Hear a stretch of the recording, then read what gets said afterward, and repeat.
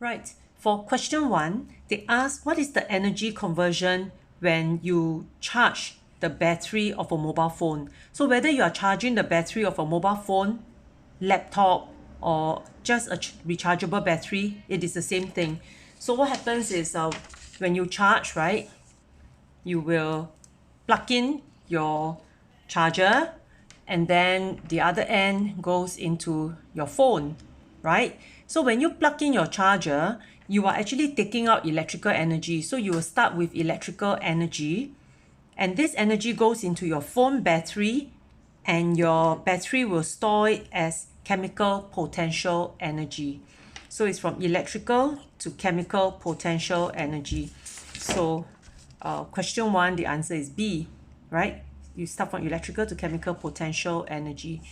For question 2 asks for the description for power. Well, power is how much energy being converted by a machine or appliance in 1 second, right? So the best description here will be C. Energy is the rate in which energy is converted.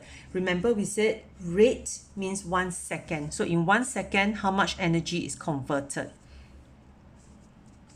Question 3. Question 3 shows a cannonball, and they want you to look for the position where you have the highest GPE. Remember, GPE depends on the height of the object. So if you want the largest GPE, you will look for the highest point. So this cannonball goes like that. So where is the highest point? So this point. So this is the highest point, right?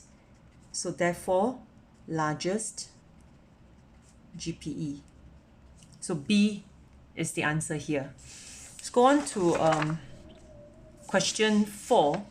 Question 4, if you have to read carefully, it says, so there is a ladle here. So this is your metal ladle, and the bowl of hot soup refers to this, right?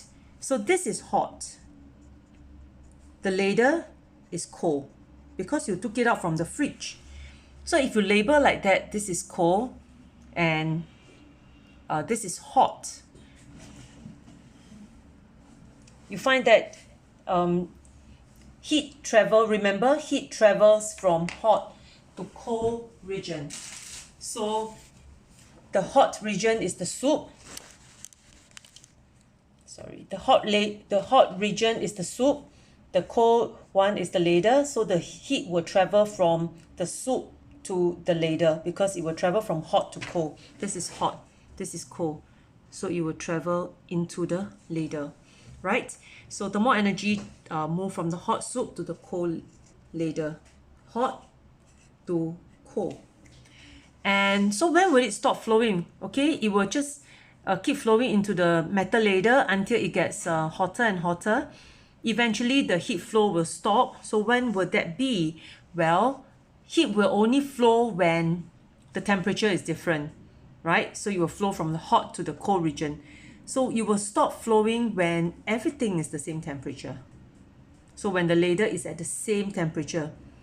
So no more hot and cold, right? So no more hot to cold region because the temperature is all the same. So heat will stop flowing here. So that's question 5. And for question 6, there are 2 ways that you can form a wave. One way is when you vibrate this way, parallel. So the vibration, so in this case, the vibration is parallel to the direction of the wave.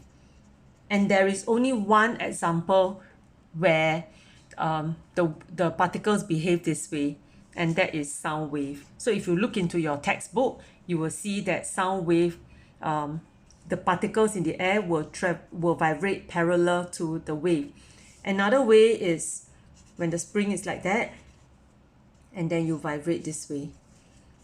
Then the wave travel like that. So the wave travel like that, the vibration is like that. So this is the second way that you can form a wave.